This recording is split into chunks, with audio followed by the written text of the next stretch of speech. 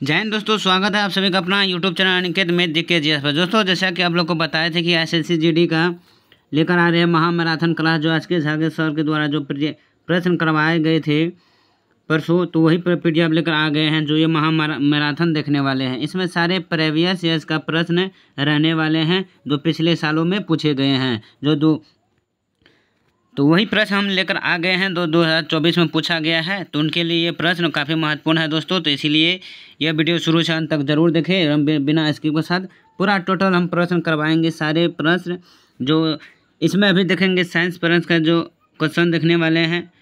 तो चलिए दोस्तों, बिना देरी से और बढ़ते हैं अपनी प्रश्न को ओर। तो इसमें देखेंगे एसएससी जीडी का प्रीवियस का प्रश्न जो साइंस का करवाएंगे, वही प्रश्न लेकर आ गए हैं। तो दोस्तों, जो लोग हमारे चैनल पर नए हैं तो प्लीज़ चैनल को सब्सक्राइब जरूर करिए और वीडियो अच्छे लगते हैं जरूर लाइक कीजिएगा। चलिए, इसका पीडीएफ लेना चाहते हैं तो हमारे टेलीग्राम से जुड़िए, जिसका लिंक नीचे दिया गया है। तो चलिए पहला प्रश्न को और बढ़ते हैं। तो पहला प्रश्न है दोस्तों कि आधुनिक आवर्त सारणी के अनुसार हीलियम का परमाणु क्रमांक क्या है। तो आधुनिक आवर्त सारणी के अनुसार हीलियम का परमाणु क्रमांक क्या है। तो इसका राइट आंसर हो जाएगा option A 2। Option A 2 is the right answer. ये एसएससी जीडी 24 फरवरी 2024 का जो ये चौथा शिफ्ट में पूछा हुआ प्रश्न है। अगली प्रश्न कि आधुनिक आवर्त सारणी में तत्वों डैश को ऊर्ध्वाधर स्तंभों में व्यवस्थित किया जाता है जिन्हें समूह कहा जाता है, और डैश सेक्षित पंक्तियों में व्यवस्थित किया जाता है तो जिन्हें आवर्त कहा जाता है। तो इसका राइट आंसर जो हो जाएंगे दोस्तों 2 का ऑप्शन बी 18 जो सारणी में तत्वों की संख्या और ऊर्ध्वाधर स्तंभों व्यवस्थित किया जाता है, जिसमें समूह का कहा जाता है, जैसे कि क्या कहा जाता है समूह, और 7 सेक्षित पंक्तियों में व्यवस्थित किया जाता है जिन्हें हम क्या कहते हैं, आवर्त कहा जाता है। अगली प्रश्न निम्नलिखित में से कौन सा तत्व एस बलोक का तत्व है। तो कौन सा एक एस बलोक का तत्व है। इसका राइट आंसर हो जाएंगे बी रूबिडियम। रूबिडियम जो है ये एस बलोक का तत्व है। Option B is the right answer. अगली निम्नलिखित में से किस उपकरण का उपयोग वाहन द्वारा तय की गई दूरी को मापने के लिए किया जाता है। तो इसका राइट आंसर हो जाएंगे ऑप्शन डी ओडोमीटर, जो ये दूरी को मापने के लिए किया जाता है। Option D is the right answer.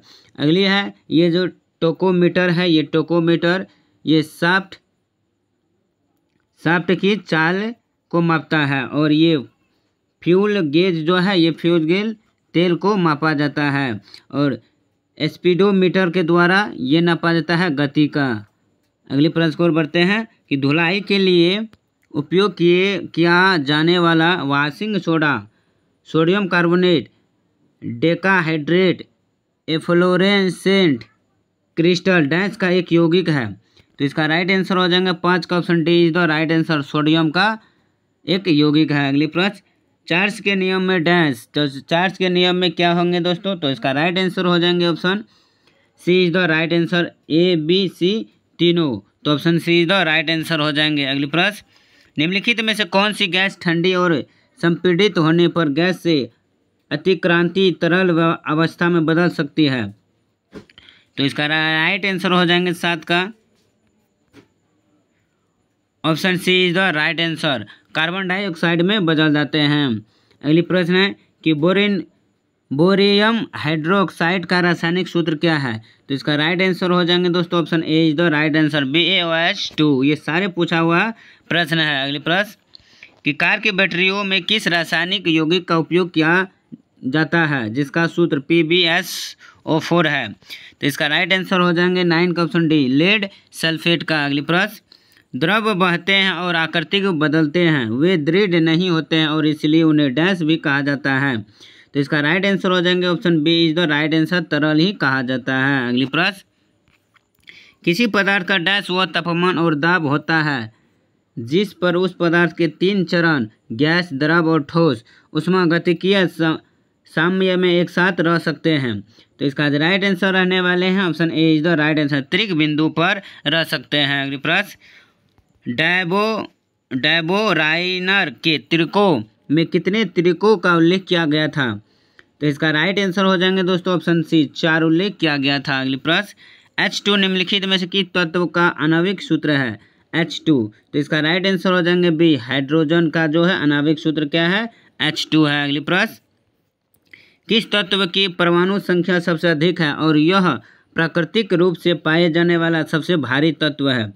तो इसका राइट आंसर हो जाएंगे दोस्तों option B A is the right answer, uranium का। ये भी देखिए 23 फरवरी का पूछा हुआ प्रश्न है। अगली, निम्नलिखित में से कौन सा आवर्त सारणी पी ब्लॉक का एक तत्व नहीं है? तो इसका राइट आंसर हो जाएंगे 15 का option D is the right answer, magnesium का नहीं है। ये 5 मार्च 2024 का पहला शिफ्ट का है। अगली, मेंडेलीव के आवर्त सारणी में परिवर्तन किया गया था तथा डैश को आधुनिक आवर्त सारणी के आधार के रूप में स्वीकार किया गया है। तो 16 जो आपका राइट आंसर हो जाएंगे option D is the right answer, परमाणु संख्या। अगली प्रश्न, निम्नलिखित कथनों को पढ़िए।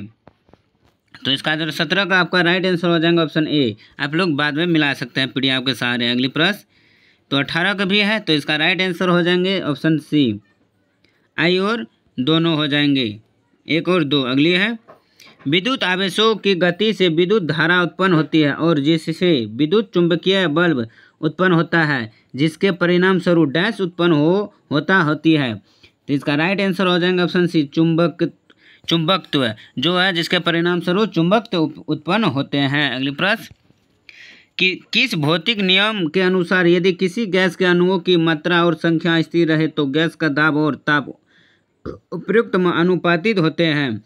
तो इसका राइट आंसर हो जाएंगे ऑप्शन बी, बोयल का नियम के अनुसार। अगली प्रश्न, प्रति सेकेंड दोलनों की संख्या को दोलन का डैश कहा जाता है? तो किसका आपका राइट आंसर हो जाएंगे ए, आवर्ती कहा जाता है। अगली, कि ठोस कार्बन डाइऑक्साइड का दूसरा नाम क्या है? ठोस कार्बन डाइऑक्साइड का दूसरा नाम क्या है? तो इसका राइट आंसर हो जाएंगे 22 का option A is the right answer हो जाएगा, सूक्ष्म बर्फ कहा जाता है। अगली है, न्यूलैंड का अष्ट का सिद्धांत केवल किस तत्व तक लागू होता है? तो इसका राइट आंसर हो जाएंगे ए, सी पर। किस पर? सी पर। अगली प्रश्न, अधातुएं विद्युत ऋणात्मक होती है, वे डैश आबंध बनाती है। तो 25 का आपका राइट आंसर हो जाएंगे B is the right answer, इलेक्ट्रॉनों को ग्रहण करके और धातुएं विद्युत ऋणात्मक होती है। अगली, न्यूटन के किस नियम के अनुसार प्रकृति में प्रत्येक क्रिया के लिए एक समान और विपरीत प्रतिक्रिया होती है? तो 26 का option D is the right answer, तीसरे नियम के अनुसार। अगली, आधुनिक आवर्त सारणी में कितनी सेक्षित पंक्तियाँ होती है? तो 27 का option D is the right answer, 7 पंक्तियाँ होती है। अगली, वाट डैश की इकाई है? तो वाट शक्ति का इकाई है, ऑप्शन ए इज द आपका राइट आंसर हो जाएंगे। अगली, आवर्त सारणी में किस वर्ग में उत्कृष्ट गैसों के रूप में जाने वाला तत्व शामिल होते हैं? तो 29 का आपका राइट आंसर हो जाएंगे बी, वर्ग 18 का। अगली, जब कोई वस्तु एक वृत्ताकार पथ में त्वरित होती है तो डैश के कारण वस्तु उस वृत्ताकार पथ में गतिशील रहती है। तो 30 का आपका राइट आंसर हो जाएंगे सी, अभिकेंद्र बल पर। अगली, निम्नलिखित में से वेग का एसआई मात्रक क्या है? तो वेग का जो एसआई मात्रक है वो मीटर प्रति सेकेंड है, option B is the right answer हो जाएंगे। अगली प्रश्न, परम शून्य ताप पर पदार्थ के कण डैश है? तो इसका राइट आंसर हो जाएंगे 32 का option D is the right answer, गति करना बंद कर देता है परम शून्य ताप पर पदार्थ के कण। अगली, निम्नलिखित में से कौन सा तत्व आवर्त सारणी के पी ब्लॉक का हिस्सा है? तो इसका राइट आंसर हो जाएंगे oxygen, option A is the right answer. अगली, मनुष्यों में ध्वनि वाक्य यंत्र द्वारा उत्पन्न होती है, वाक्य यंत्र का दूसरा नाम क्या है? तो 34 का option D is the right answer हो जाएंगे कंठ। अगली प्रश्न, समय की मूल इकाई क्या है? तो समय का जो मूल इकाई है वो ऑप्शन सी हो जाएंगे सेकेंड। अगली प्रश्न, जब मेंडलीफ ने अपना कार्य आरंभ किया उस समय कितने तत्व ज्ञात थे? तो इसका राइट आंसर हो जाएंगे 36 का 63 तत्व ज्ञात थे जब मेंडलीफ ने अपना कार्य आरंभ किया था। तो option C is the right answer. अगली, ध्वनि प्रदूषण को किस इकाई में मापा जाता है? तो डेसिबल से ध्वनि प्रदूषण को मापा जाता है। अगली प्रश्न, सापेक्षता के सिद्धांत के साथ डैश ने भौतिकी की परिदृश्य को बदल दिया। इस सिद्धांत के ने क्वांटम यांत्रिक के सिद्धांत को डिजाइन करने में प्रमुख योगदान दिया। तो किसने प्रमुख योगदान दिया? तो 38 का आपको option D is the right answer हो जाएंगे, अल्बर्ट आइंस्टीन ने। अगली प्रश्न, शक्ति क्या है? ऊर्जा का सबसे दृश्यमान रूप जिसे अक्सर आधुनिक सभ्यता में प्रगति के साथ पहचाना जाता है, जिसे आमतौर पर कहा जाता है। तो 39 का आपका डी बी हो जाएंगे, विद्युत कहा जाता है। अगली, 4 किलो कैलोरी ऊर्जा डैश द्वारा मुक्त की जाती है। 4 किलो कैलोरी ऊर्जा किसके द्वारा मुक्त की जाती है? तो 40 का ऑप्शन बी हो जाएंगे, 1 ग्राम प्रोटीन के द्वारा। अगली, परिपथ में विद्युत धारा को डैश द्वारा मापा जाता है। परिपथ में विद्युत धारा को 41 का आपका राइट आंसर हो जाएंगे, बी हो जाएंगे, एमीटर के द्वारा। अगले, दूध और फेस क्रीम डैश के उदाहरण है। दूध और फेस क्रीम तो किसका उदाहरण है? तो ये है इमल्सन के उदाहरण है। जिप्सम को डैश पर गर्म करने पर यह जल के अणुओं का त्याग कर कैल्शियम सल्फेट हेमीहाइड्रेटेट बनाता है। तो 43 का option A is the right answer हो जाएंगे, 173 के लिए। अगली, भारत में कौन सा गैर पारंपरिक ऊर्जा स्रोत उपलब्ध है? तो 44 का आपका राइट आंसर हो जाएंगे, ज्वार, पवन और सौर ऊर्जा, जो ये भारत में गैर पारंपरिक ऊर्जा स्रोत है। अगली प्रश्न, एक उपकरण जो किसी परिपथ में विद्युत धारा की उपस्थिति का पता लगा सकता है उसे डैश के रूप में जाना जाता है। तो 45 का option D is the right answer हो जाएंगे, ए मीटर। अगली, सौर सेल बनाने में प्रयुक्त तत्व की पहचान करें। तो सौर सेल में बनाने के लिए कौन सा तत्व है? तो इसका राइट आंसर हो जाएंगे 46 का A, silicon. Option A is the right answer हो जाएंगे। अगली प्रश्न, निम्नलिखित में से किस उपकरण का उपयोग हवा या गैस की आर्द्रता को मापने के लिए किया जाता है? तो 47 का डी हो जाएंगे, आर्द्रता मापी। अगली प्रश्न, निम्नलिखित में से कौन सी भूकंप तरंग का एक प्रकार है?